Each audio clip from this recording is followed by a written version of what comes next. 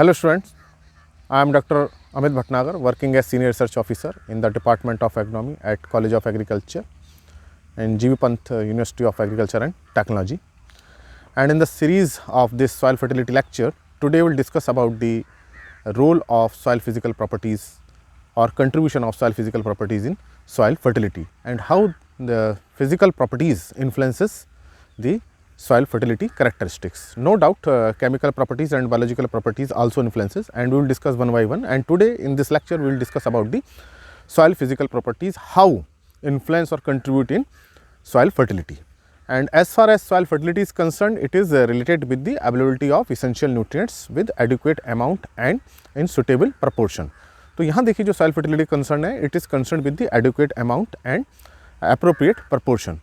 So soil physical properties, if in such a way that they are applying the essential nutrients in adequate amount and not hindering the availability, then these physical properties are said to be very good as far as plant growth is concerned. तो अब आज हम discuss करेंगे ऐसी कौन कौन सी physical properties हैं जो इन्फ्लुएंस कर रही हैं न्यूट्रिएंट एबिलिटी एंड दस the plant growth. So if we talk about the soil physical properties, there are a number of physical properties like soil texture, structure, water holding capacity, porosity, bulk density, particle density, then soil strength, then aeration, then soil color, etc. There are so many physical properties, and today we will discuss the major one.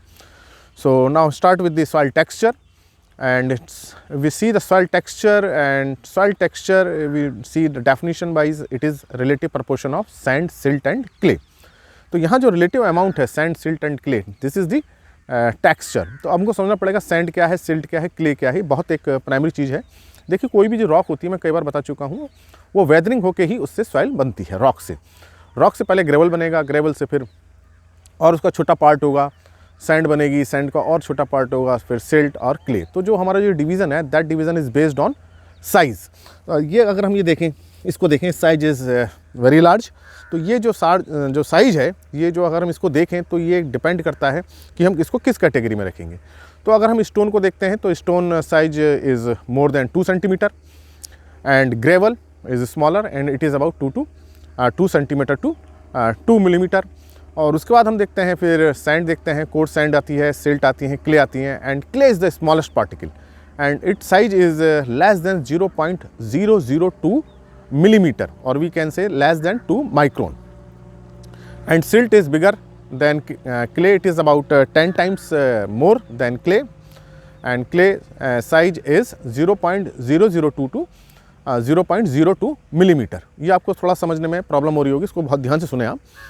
और जो sand है, it is further 10 times greater than silt, तो it is 0.222 millimetre. तो ये अगर हम ये categorisation देखते हैं तो हमें पता चलता है कि ये जो it is based on size. अब ये साइज का क्या रेलिवेंस है? देखिए जो डिफरेंट टाइप ऑफ साइज होते हैं, ये मैंने जैसे माना डिफरेंट पार्टिकल्स ले रहा हूँ, ये सॉइल्स के ले रहे हैं, हमने क्लाउड लिए हैं. और देखिए इसको हम अगर अरेंज करें, इसको हम मान लीजिए, इसको हमने बिगर साइज का है, इसको हमने सैंड मान लिया, इससे छोटा ये क्ले हो गया और सबसे छोटा ये बीच वाला सिल्ट हो गया और सबसे छोटा क्ले हो गया. मैंने इनको मान लिया ऐसा कि it is less than 0.002 millimetre है, नहीं, मैंने उसको ऐसा मान लिया है. And this is silt and clay. अब अगर मैं केवल इसी पार्टिकल्स को ही रखूं तो इसके बीच में जो पोरोसिटी होगी उसकी पोरोसिटी अलग होगी, और केवल सिल्ट रखा जाए तो उसकी पोरोसिटी अलग होगी, और केवल क्ले भरा जाए तो उसकी पोरोसिटी अलग होगी. It means sand, silt and clay affect the porosity number 1. तो अगर हम देखें पोरोसिटी, और अगर हम तीनों को मिक्स करें तो उसकी पोरोसिटी अलग होगी. And now this porosity depends upon the relative proportion of sand, silt, clay. मैंने कितना सैंड रखा है, कितना सिल्ट रखा है, कितना क्ले रखा है किसी चीज़ में, that amount will decide the porosity. तो ये आपको समझना पड़ेगा कि जो सैंड, सिल्ट, क्ले का जो रिलेटिव साइज है, जो डिफरेंट प्रोपोर्शन है, it decide the porosity. And मैं इस पोरोसिटी क्या इंपॉर्टेंस है इसको धीरे धीरे डिस्कस करेंगे. तो number 1, this relative proportion decide the और अफेक्ट दी पोरोसिटी. और इसी पोरोसिटी में ही क्या होता है, वाटर मूव करता है. जैसे हम देख सकते हैं ये वाटर जा रहा है, तो अगर इसकी पोरोसिटी ज़्यादा होगी तो वाटर का इंटेक ज़्यादा होगा, पोरोसिटी कम होगी तो वाटर का इंटेक कम होगा. इस तरह से इसके अंदर जो एयर सर्कुलेशन है वो भी अफेक्ट होगा पोरोसिटी से. तो number 1 is porosity is affected by this relative proportion. Second characteristic is that the chemical properties of this sand, silt and clay. अगर हम इसकी सैंड की प्रॉपर्टीज़ देखें तो प्लास्टिसिटी इसकी बहुत कम है, और इसमें कोहेजन फोर्स बहुत कम है, इसमें nutrient retention capacity is very less, and clay have very high surface area, retention capacity is very high, cation exchange capacity is very high, and nutrient retention capacity is very high. So sand has very low value with respect to plasticity, cohesion, adhesion and nutrient absorption and water holding, and on the other side clay has very high value of these parameters. तो अगर sand और silt को हम अलग अलग देखें तो दोनों में अलग अलग हुआ. अगर इसको हम इंटरमीडिएट लें, बीच का लें, तो वहाँ जो होगी प्रॉपर्टीज़ क्या होगी, इंटरमीडिएट होंगी और एक मीडियम टाइप की वैल्यू होंगी. इसमें प्लास्टिसिटी भी ठीक होगी और कोहिजन भी ठीक होगा और उसमें स्वेलिंग श्रिंकेज भी ठीक होगी. क्ले में क्या होगा, जो श्रिंकेज है और स्वेलिंग है बहुत ज़्यादा होती है. जैसे ही वाटर उसमें मिलता है उसमें बहुत तेज स्वेलिंग होती है और जैसी ड्राई होती है बहुत श्रिंक कर जाती हैं, तो उसमें क्रैक्स आते हैं. तो ये भी एक अनडिज़ायरेबल कैरेक्टर है. On the other hand sand में जो वाटर रिटेंशन होता ही नहीं है क्योंकि माइक्रोपोर्स रहते हैं. तो अब जब हम इरिगेशन कर रहे हैं, मान लीजिए पानी दिया जा रहा है ये, अब इस फील्ड में अगर रिटेन नहीं होगा ये पानी तो क्रॉप ग्रोथ को मिलेगा ही नहीं, प्लांट को मिलेगा ही नहीं. तो ये हमारा क्या है, फ्रीक्वेंट हमें इरिगेशन देनी पड़ेगी. अगर हम क्ले सॉइल लेते हैं, क्ले का प्रोपोर्शन ज़्यादा है तो क्या होगा, इसमें एक तो इन्फिल्ट्रेशन बहुत ज़्यादा होगा और जो पानी होगा वो dead water retain by the clay particle for a longer period and there is a anaerobic condition. तो वाटर लॉगिंग और एक्सेस मॉइस्चर इज देयर और दोनों both the conditions are harmful. तो अगर हम बीच का टेक्सचर लें तो वो क्या होगा, वो अच्छा टेक्सचर होगा and this intermediate texture is called loam soil. तो if we see the relative proportion there are 12 textural classes. तो 12 टेक्सचरल क्लासेस होती हैं relative proportion sand silt clay से. तो आपको समझ में आया होगा what is the importance of soil texture. And this soil is originated from weathering of rocks and still weathering is there. अभी भी इसमें वेदरिंग हो रही है, physical weathering, chemical weathering, biological weathering. ऐसा नहीं है इसमें वेदरिंग कंप्लीट हो गई है. तो इसमें सैंड सिल्ट क्ले बन रहे हैं. Primary minerals, secondary minerals are there and once then sand silt clay is fixed, now it can not be changed. अगर हम पूरा फील्ड देखें, इसमें जो रिलेटिव अमाउंट है जो भी सैंड सिल्ट क्ले है that can not be changed. इसमें जो भी थोड़ा बहुत भी चेंज हो रहा है, वेदरिंग हो रही है तो बहुत नेग्लिजिबल चेंज होता है. So there is a negligible change over a long period of time. तो once texture is fixed, now it is fixed. अब ये चेंज नहीं हो सकता. तो अगर हम इसको चेंज करना चाहें तो हमें बाहर से सैंड लाना पड़ेगा, बाहर से क्ले लाना पड़ेगा and that is not economical and not feasible. तो अगर आप किसी पॉट में, किसी गमले में मिट्टी भरते हैं तो आप उसका that time you can change the texture by adding organic matter और सैंड और क्ले एटसेट्रा. और स्मॉल स्केल पे तो कर सकते हैं but it is not feasible and economical on large scale. तो ये जो टेक्सचर एक बार फिक्स हुआ, now it will decide the nutrient retention. And in case of sand soil, nutrient retention is very poor. तो sandy soils are that's Y poor fertility. On the other side, clay are retain more nutrient. As far as nutrient retention is concerned, it is very high. But the problem is that more moisture retention. अब ये माना clay soil है तो इसमें moisture बहुत time तक retain रहेगा, then anaerobic condition will exist and root growth will be very poor. तो इस सेंस में क्या हुआ, क्ले सॉइल भी पुअर हो गई. अब इसका अगर हम इंटरमीडिएट लेते हैं loam soil, then this loam soils are very good.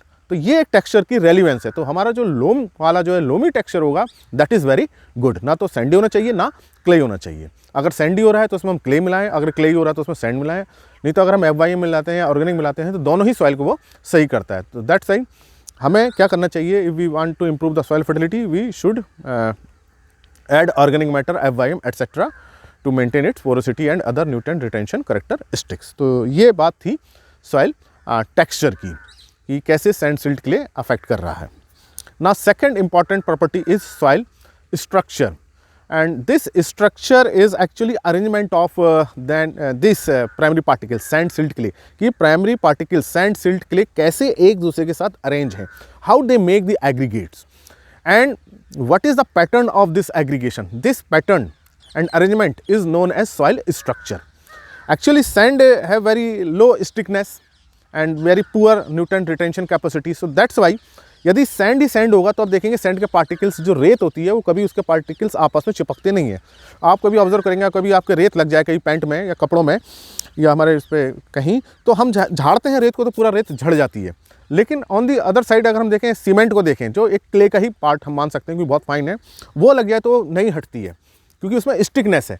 तो sands are very poor in stickiness and clay are very sticky.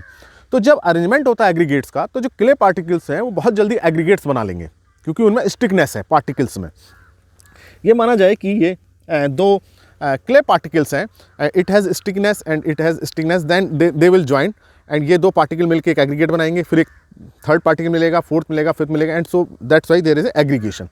But suppose it is sand, there is no stickiness, तो ये दोनों अगर पास आएंगे तो इनमें कोई आपस में स्टिकनेस नहीं, तो आपस में नहीं जुड़ेंगे, and that's why there will be no aggregation. तो अब ये देखिए कि क्ले का पार्टिकल्स तो जुड़ जुड़ के बहुत बड़ा बना सकते हैं, बहुत बड़ा ब्लॉक बन जाता है, and this is known as massive structure, बहुत बड़ा स्ट्रक्चर।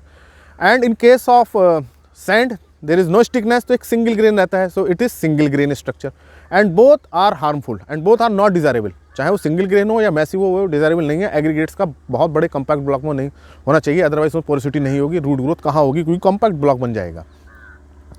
तो अब इसके बीच का जो एग्रीगेशन जो होता है, जो एग्रीगेट स्ट्रक्चर है, दैट इज़ वेरी गुड। जो प्रॉपर एग्रीगेट होना चाहिए, ना तो मैसिव हो ना वो सिंगल ग्रेन हो। इसका मतलब कि क्या होना चाहिए, उसमें सैंड और क्ले एक और सिल्ट एक डेफिनेट रेशियो में होने चाहिए। So this is the aggregation, how the particles join. अब सैंड के पार्टिकल्स कैसे जुड़ते हैं आपस में, क्योंकि अगर सैंड है तो उसमें एग्रीगेशन होता है। उसमें क्या होगा कि जो क्ले पार्टिकल्स हैं, पहले उनकी कोटिंग हो जाएगी उसके ऊपर। माना ये सैंड है तो इसके ऊपर पहले क्ले आके कोटिंग करेगा, और फिर दूसरे पार्टिकल पे क्ले कोटिंग करेगा, फिर आकर के जुड़ जाएंगे। तो इस तरह से कोटिंग हो जाती है। या ऑर्गेनिक मैटर से जो एसिड्स रिलीज होते हैं या जो पॉलीसैक्राइड्स होते हैं, वो भी क्या करते हैं, एग्रीगेशन में हेल्प करते हैं।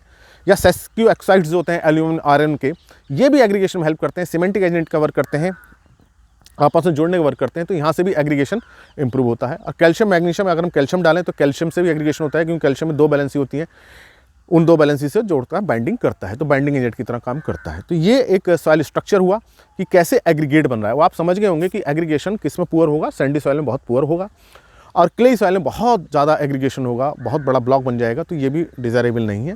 जैसे ब्लैक कॉटन सॉइल्स में होता है, बहुत बड़े बड़े एग्रीगेट्स बन जाते हैं। तो ये दोनों ही कंडीशन सही नहीं है। एक सही कंडीशन क्या होगी, एक प्रॉपर एग्रीगेट होना चाहिए जिसमें क्या हो, पोरोसिटी मेंटेन हो, मैक्रोपोर माइक्रोपोर दोनों हो।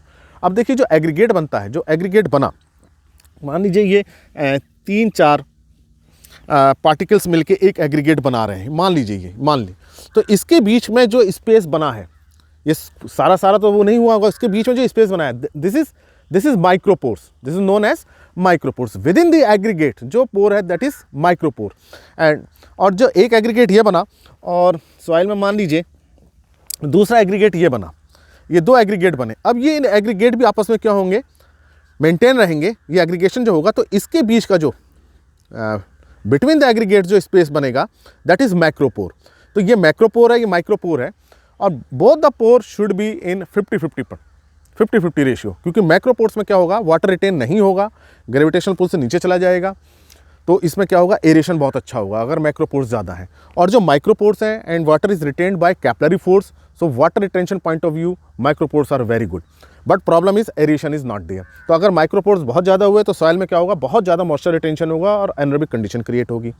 This is not desirable. On the other hand, अगर मैक्रोपोर्स बहुत ज़्यादा है तो बहुत जल्दी ड्रेन कर जाएगा पानी, और उसमें एरेशन तो अच्छा होगा, लेकिन वाटर रिटेंशन नहीं होगा। जब वाटर रिटेंशन नहीं होगा तो प्लांट को अवेलेबल नहीं होगा। तो सैंडी सॉइल में क्या है, macropores are more, and in case of clay soil micropores are more, क्योंकि जो एग्रीगेट्स जो हैं बहुत जल्दी बन जाएंगे, बहुत ज़्यादा बनेंगे क्ले सॉइल में, और वो एग्रीगेशन सैंडी सॉइल में नहीं होगा। तो ये एक प्रॉब्लम आएगी सैंडी और उसमें क्ले सॉइल में। तो जो लोम सॉइल होंगी, जब इनका एग्रीगेशन बहुत अच्छा होगा तो स्ट्रक्चर बहुत अच्छा रहेगा, मैक्रो और माइक्रोपोर को ये इन्फ्लुएंस करेंगे। तो अगर हम डेफिनेशन से देखें तो मैक्रोपोर्स का जो साइज है, it is more than 100 micron, and micropores are about 3 to 30 micron. और जो एक इसकी बीच की रेंज है mesopores, it is about 30 to 100 micron. तो जो मीजोपोर्स और micropores are important for water retention by capillary force, and macropores are important for aeration, क्योंकि जो गैसियस एक्सचेंज है, जो रूट रेस्पिरेशन जो हो रहा है, उसमें जो ऑक्सीजन चाहिए वो मैक्रोपोर्स के थ्रू आएगी, जो गैसियस एक्सचेंज होगा, और जो CO2 बनी हो मैक्रोपोर्स के थ्रू जाएगी। तो हाँ, गैसियस एक्सचेंज एरेशन के होने के लिए माइक्रोपोर्स का दोनों होना बहुत ज़रूरी है। तो मैक्रोपोर्स में एरेशन बहुत अच्छा होगा, माइक्रोपोर्स में वाटर रिटेंशन बहुत अच्छा होगा, और जो ये दोनों का रेशियो 50-50 होगा, तो इसको ये बहुत ही आइडियल कंडीशन है। ये तो मैंने आपको एग्रीगेशन बताया। और ये जो नेचुरल एग्रीगेट्स होते हैं उसको हम पैड्स बोलते हैं, PEDS पैड्स। लेकिन जो हम टिलेज करते हैं, देखिए जो क्लॉट्स बने हैं, ये देखिए आप देख सकते हैं, ये हमारे टिलेज से क्लॉट्स बन रहे हैं, जो अभी टूट करके ये और फाइन हो जाएंगे। तो ये जो अब ये छोटा बन गया, तो ये क्लॉट्स कहलाएंगे। जो नेचुरल जो कंडीशन होगी वो पैड्स है एग्रीगेट, और जो हमने टिलेज से बना है या जो स्टिकनेस सॉइल के पार्टिकल्स हो गए हैं, that is known as clod. तो ये एक्चुअली क्या है, क्लॉड है। पैड क्या होंगे, नीचे होंगे, सॉइल के नीचे नेचुरल कंडीशन में पैड्स होंगे। तो जब हम टिलेज करते हैं तो ये एग्रीगेट्स क्या होते हैं, टूट जाते हैं, डिफॉर्म हो जाते हैं। लेकिन फिर यदि ऑर्गेनिक मैटर हो रहा है और एसिड्स प्रोड्यूस हो रहे हैं, म्यूसिलेज कंपाउंड्स हैं, पॉलीसैकेराइड्स हैं, हेमोसेलुलोज हैं और दूसरे पॉलीमर्स हैं, again they contribute in aggregation, और तो एग्रीगेशन फिर से इम्प्रूव करता है। तो ये एग्रीगेशन का एग्रीगेट्स टूटते हैं, बनते हैं, ये एक प्रोसेस चलता है। अगर हम फ्रिक्वेंट टिलेज करते रहेंगे तो एग्रीगेट्स टूटते रहेंगे और हमारा स्ट्रक्चर क्या हो जाएगा, ख़राब हो जाएगा। तो एक बहुत अच्छी सॉइल स्ट्रक्चर का होगी जिसमें एग्रीगेशन बहुत अच्छा हो। अब ये जो एग्रीगेट्स होते हैं, ये तो मैंने आपको बताया एग्रीगेशन। अब एग्रीगेट्स का अरेंजमेंट कैसे होता है, मैंने आपको बताया था soil structure is arrangement and इनका डिफाइंड पैटर्न में होना, अरेंजमेंट एंड देयर पैटर्न, किस पैटर्न में एग्रीगेट हो रहे हैं। तो देखिए जो पैटर्न है प्लेटी हो सकता है, जैसे लीफ के ऊपर लीफ, लीफ के ऊपर लीफ रखते जाएं, प्लेट्स के ऊपर प्लेट्स रखते जाएं, तो इस तरह का भी एग्रीगेट्स हो सकते हैं कि वो एक्यूमुलेट करते जाएं एक के ऊपर एक। तो ये प्लेटी स्ट्रक्चर जो होता है दैट इज़ नॉट गुड, क्योंकि इसमें जो है बहुत ज़्यादा रूट्स को, वाटर को पेनिट्रेट करना पड़ता है। तो ये प्लेटी स्ट्रक्चर गुड अच्छा नहीं होता है। तो जनरली जब हम सॉइल की जो पडलिंग करते हैं तो उस केस में प्लेटी स्ट्रक्चर बन जाता है, क्योंकि पहले सैंड आ जाती है, फिर सिल्ट आ जाती है, फिर क्ले आती है, प्लेट्स बन जाती हैं। अनदर इज प्रिज्मेटिक और कॉलमिनर, 6 साइड्स के जो है कॉलम बन जाते हैं। तो प्रिज्मेटिक भी हो सकते हैं, यदि फ्लैट हैं तो उसको प्रिज्मेटिक बोलते हैं, अगर राउंड हो जाते हैं तो उसको कॉलमिनर बोलते हैं। इसी तरह से जो है ब्लॉकी हो सकती हैं, क्यूबिकल ब्लॉक्स बन सकते हैं, ये भी बहुत अच्छे नहीं होते हैं। अनदर इज स्फेरिकल जो राउंड शेप में है, ग्रेनुलर। देखिए जितने ग्रेनुलर होगा, ग्रेनुलर फाइन नहीं, मैं ग्रेनुलर की बात कर रहा हूँ, तो जो ग्रेनुअल्स बनेंगे वो स्ट्रक्चर क्या होगा, बहुत अच्छा होगा। अगर हम इसको देखें तो देखिए यहाँ ग्रेनुअल्स जो है हमको अच्छे मिलेंगे, राउंड शेप के मिलेंगे। तो नीचे जब हम जाएंगे तो एंड अगर ये बहुत पोरस हो जाता है, that structure is known as crumb. तो क्रम्ब की पोरोसिटी क्या होगी, सबसे ज़्यादा होगी। तो प्लेटी स्ट्रक्चर अच्छा नहीं होता है, ग्रेनुलर हो या क्रम्ब हो। तो ये एक, इसको हम टिल्ट भी कह सकते हैं। सॉइल ये चूँकि सॉइल फिजिकल कंडीशन है, ये क्या है, टिल्ट भी हम इसको कह सकते हैं कि जो इसकी फिजिकल कंडीशन क्या आ रही है। तो अभी मैंने आपको बताया सॉइल स्ट्रक्चर्स में एग्रीगेट्स का बनना, एग्रीगेट्स कैसे बन रहे हैं और उनका अरेंजमेंट कैसा हो रहा है। अगर स्फेरिकल हो रहे हैं तो वो क्या है, बहुत अच्छे हैं, पोरोसिटी मेंटेन रहेगी। तो ये मैंने आपको स्ट्रक्चर के बारे में बताया। तो सॉइल टेक्सचर, सॉइल स्ट्रक्चर की बात कर ली हमने। And this soil texture and structure both influences the porosity. और इस पोरोसिटी से ही क्या हो रहा है, वाटर रिटेंशन हो रहा है और एयर सर्कुलेशन हो रहा है। और ये जो रिलेटिव अमाउंट है ये, and this amount is deciding the nutrient retention. तो देखिए क्ले में न्यूट्रिएंट रिटेंशन ज़्यादा हो रहा है और सैंडी में क्या हो रहा है, कम हो रहा है। तो यहाँ देखिए आप समझ गए होंगे कि टेक्सचर और स्ट्रक्चर से कैसे न्यूट्रिएंट रिटेंशन अफेक्ट हो रहा है, वाटर मूवमेंट अफेक्ट हो रहा है एंड एरेशन इज अफेक्टिंग। तो ये एक बहुत इंपॉर्टेंट प्रॉपर्टी है soil physical, texture and structure. अब next property is bulk density. Bulk density क्या है कि हमने ये सॉइल ली और इस सॉइल में हमने एक डेफिनेट वॉल्यूम लिया, 1 क्यूबिक सेंटीमीटर का या 2 क्यूबिक सेंटीमीटर, 10 क्यूबिक सेंटीमीटर या 1 क्यूबिक मीटर, जो भी हमने इसका वॉल्यूम लिया, उसका वेट कितना आया। देखिए अगर सॉइल कम्पैक्ट है तो अगर हम 1 मीटर तक जाएंगे तो बहुत ज़्यादा सॉइल निकल के आएगी, और सॉइल में पोरोसिटी है तो 1 मीटर पे जाने पे सॉइल कम निकल के आएगी। तो सेकंड केस में कम निकल के आई तो उसकी डेंसिटी क्या है, कम है, क्योंकि बिकॉज डेंसिटी इज क्या है, मास अपॉन वॉल्यूम। तो जो पहले के केस में मास बहुत ज़्यादा निकला क्योंकि सॉइल कम्पैक्ट थी, दूसरे केस में मास कम निकला क्योंकि कंपैक्शन कम था, पोरोसिटी ज़्यादा थी। तो जब बल्क डेंसिटी कम है तो क्या है, इसका मतलब उसमें पोरोसिटी ज़्यादा है, पार्टिकल्स क्या है, दूर दूर हैं। अगर बल्क डेंसिटी ज़्यादा है तो इसका मतलब क्या है, पार्टिकल्स बहुत पास पास हैं। अगर पार्टिकल्स पास पास होंगे तो फिर रूट ग्रोथ कहाँ होगी। तो बल्क डेंसिटी अगर बहुत ज़्यादा हो रही है तो साइज का मतलब कंपैक्शन हो रहा है और रूट को मूवमेंट करने के लिए स्पेस नहीं मिलेगा, वाटर को मूवमेंट करने की स्पेस नहीं मिलेगा। देखिए वाटर स्टैग्नेशन इस तरह से हो जाएगा। अगर बहुत कंपैक्शन है सॉइल में, बल्क डेंसिटी बहुत ज़्यादा है तो वाटर मूव नहीं करे, इसमें जाएगा ही नहीं नीचे और आगे की तरफ बढ़ेगा। तो इसलिए बल्क डेंसिटी कौन चाहिए, बहुत ना तो बहुत कम हो। कम होने से क्या होगा, उसमें बहुत नीचे तक चलता चला जाएगा। जैसे अगर यहाँ बल्क डेंसिटी नहीं होगी तो मेरा यहाँ पाँव रुकेगा ही नहीं और अंदर को चलता चला जाएगा। जैसे मैं आपको ये दिखाऊं कि इसको अगर हमने बहुत वो कर दिया है, बहुत लूज़ कर दिया है, अब इसको पाँव रखेंगे तो देखिए पाँव नीचे तक चलता चला जाएगा हमारा। इसी तरह से उसको नीचे से कोई रेसिस्टेंस नहीं मिलेगा। तो ये कंडीशन भी क्या होती है, पुअर होती है रूट्स को, चूँकि फिर वो रेसिस्टेंस नहीं मिलता है और फिर उनका जो है वर्टिकल मूवमेंट नहीं होगा। तो ये बहुत बल्क डेंसिटी कम भी नहीं होनी चाहिए। जब पानी भर देते हैं, पडलिंग कर देते हैं तो बल्क डेंसिटी बहुत कम हो जाती है। अगर बहुत ज़्यादा है, कंपैक्ट हो गई है सॉइल, माना ये सॉइल बहुत कंपैक्ट हो गई, हम इसमें देखिए जोर लगा रहा हूँ, पाँव से उतना ही जोर लगा रहा हूँ, पाँव नीचे नहीं जा रहा है क्योंकि यहाँ सॉइल कंपैक्ट हो गई है, तो यहाँ डेंसिटी क्या होगी, ज़्यादा हो गई।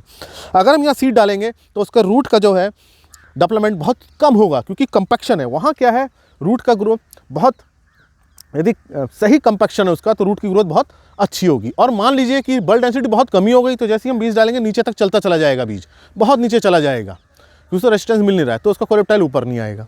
तो यहाँ देखिए बल्क डेंसिटी का बहुत इंपॉर्टेंट रिलेशन है दिस सॉइल फर्टिलिटी में, क्योंकि यहाँ ये डिसाइड कर रही है किसको, वाटर मूवमेंट को और एरेशन को। नेक्स्ट जो पैरामीटर है सॉइल स्ट्रेंथ। सॉइल स्ट्रेंथ भी ये एक तरह से बल्क डेंसिटी से रिलेटेड है कि सॉइल में कितना कॉम्पैक्शन हो रहा है, और इसको कोन पेनेट्रोमीटर से मेज़र करते हैं, और इसकी जो यूनिट है किलोग्राम पर क्यूबिक मीटर और बार कि कितना है। तो देखिए हार्ड सॉइल है तो ये बहुत हार्ड सॉइल में ये अभी अबाउट 20 बार तक हो जाता है, और अगर ये पडल्ड सॉइल है तो 0.2 बार तक हो सकता है। तो सॉइल स्ट्रेंथ कितनी है? अगर सॉइल स्ट्रेंथ बहुत ज़्यादा है, जैसे मैंने बताया, तो रूट का मूवमेंट क्या होगा, कम होगा, और ग्रोथ क्या होगी, कम होगी। और अगर स्ट्रेंथ बहुत ही कम है तो बहुत कोई भी चीज़ आसानी से नीचे चलती चली जाएगी। तो ना तो बहुत ज़्यादा स्ट्रेंथ हो ना बहुत कम हो, मीडियम स्ट्रेंथ होनी चाहिए। अगर बहुत ज़्यादा कंपैक्शन है तो इसमें टिलेज ऑपरेशन में भी बहुत हार्ड करना पड़ेगा। तो देखिए जो क्ले सॉइल होती है उसमें चूँकि पार्टिकल्स बहुत स्टिकी रहते हैं तो उसमें कंपैक्ट हो जाते हैं, तो जब हम टिलेज ऑपरेशन करते हैं, हैरो कर रहे हैं, कुछ भी कर रहे हैं, तो उसमें ड्राफ्ट बहुत ज़्यादा लगाना पड़ता है। That's why these soils are known as heavy textured soil. और अगर सैंड है तो उसमें पार्टिकल्स कोई अटैचमेंट है ही नहीं, and they separate easily, very easily, और इसमें हैरो चलाएं, कोई भी टिलेज ऑपरेशन करें, and they separate very easily. That's why these are known as light textured soil. तो सैंडी सॉइल्स क्या है, लाइट टेक्सचर्ड है, और जो क्ले क्या है, हैवी टेक्सचर्ड सॉइल है। तो ये एक है। और इसी तरह से फाइन टेक्सचर्ड सॉइल बोलते हैं क्ले को हम, क्योंकि इसमें पार्टिकल्स फाइन रहते हैं, सैंड में बहुत बड़े रहते हैं पार्टिकल्स, तो हम उसको कोर्स टेक्सचर बोलते हैं। तो ये आपको समझ में आया होगा, course texture, fine texture, heavy texture, light texture. तो ये सॉइल स्ट्रेंथ का बताया। Another important parameter is soil colour. अब आपको लगेगा सॉइल कलर कैसे इन्फ्लुएंस करेगा सॉइल फर्टिलिटी को। तो देखिए soil fertility is linked with the nutrient availability, and all the factor which affect the nutrient availability definitely affect the soil fertility.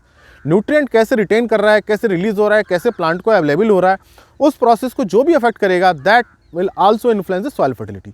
अब soil colour का क्या इंपैक्ट है? देखिए सॉइल जो कलर है it is decided by parent material, amount of organic matter and the minerals present. तो जो इसमें अगर ऑर्गेनिक मैटर ज़्यादा होगा तो कलर कैसा होगा, ब्राउन होगा, ब्राउन टू ब्लैक होगा। एंड मिनरल्स पे डिपेंड करेगा, अगर फेरिक मिनरल्स हैं तो उसमें रेड कलर रहता है, आयरन रेड को करता है, वाटर लॉगिंग हो जाएगी, एनर्जी कंडीशन होगी तो उसमें ग्रीनिश कलर हो जाएगा। अब कलर का क्या इंपैक्शन है? देखिए जो डार्क कलर सॉइल है it absorb the more solar radiation. अब देखिए विंटर सीजन आ रहा है, अगर डार्क कलर सॉइल होगी तो जो रेडिएशन मिलेगा सॉइल विल वार्म। अब उस वार्म से क्या होगा कि जो न्यूट्रिएंट का जो माइक्रोल एक्टिविटी है वो मेंटेन रहेगी। तो माइक्रो एक्टिविटी मेंटेन रहेगी तो न्यूट्रिएंट रिलीज प्रॉपर होगा। तो जो डार्क कलर सॉइल होंगी वो बहुत जल्दी वार्म हो जाएंगी, और as compare to light colour soil. और ये लेकिन ये तो विंटर सीजन में बेनिफिशियल होगा, लेकिन समर सीजन में इसका एडवर्स इंपैक्ट हो सकता है, क्योंकि समर में जब टेम्परेचर बहुत ज़्यादा होगा and this will absorb more solar radiation, तो वहाँ एडवर्स इफेक्ट आ सकता है। तो ये एक सॉइल कलर का इम्पैक्ट होता है कि सॉइल कलर कैसे आ रहा है। तो कोई भी factor, any physical property which influences the nutrient ability, nutrient retention, definitely affect the soil fertility. तो एक ये बताया मैंने। और another is water holding capacity of soil, and this water holding capacity is decided bye porosity. अगर उसमें porosity कैसी, if micro porosity is more than water retention will be more, because water is retained in micropore. अगर हम micropore बहुत ज़्यादा कर दें then water holding capacity is reduces, because micropore can not hold the water, because of gravitational pull water goes down, and water is retained in micropore by capillary reaction against the gravitational pull. तो जिसमें micropore ज़्यादा होगा उसकी water holding capacity क्या होगी, ज़्यादा होगी, और माइक्रोपोर ज़्यादा होंगे तो वाटर होल्डिंग कैपेसिटी क्या होगी, कम होगी। In case of sandy soil there are a lot of micropores, that's why water holding capacity is very less. आज आप इरीगेशन करते हैं सैंडी सॉइल में, दूसरे तीसरे दिन उसमें वाटर नहीं होता है, but when we irrigate the clayey soil तो उसमें क्या है, वाटर रिटेंशन 6 दिन तक, 8 दिन तक, 10 दिन तक बना रहता है, उसमें ज़्यादा रिटर्न रहता है, क्योंकि कैपिलरी फोर्स से वो हेल्ड रहता है माइक्रोपोर्स में। तो ये एक वाटर होल्डिंग कैपेसिटी बहुत इंपॉर्टेंट कैरेक्टर है, because moisture is important one which provide the nutrient through mass flow and diffusion. How the nutrient available to the plant, mass flow और diffusion, and water is must for both the process, mass flow and diffusion. अगर moisture कम होगा तो nutrient availability क्या होगी, कम होगी, and this moisture content is decided by water holding capacity. तो अब हम सैंडी सॉइल लें या क्ले सॉइल लें, देखिए दोनों ही अनफिट हैं, या हम ये कह सकते हैं कि फर्टिलिटी में पुअर हैं। But intermediate loam soils are the best soil and fertility is very good as far as nutrient retention is concerned, moisture retention is concerned and aeration is concerned. तो आप समझ गए होंगे कि soil physical properties की क्या importance है। या आपको लेक्चर अच्छा लगा हो तो इसको लाइक करें, शेयर करें, और चैनल सब्सक्राइब नहीं किया तो सब्सक्राइब करें। Thank you very much.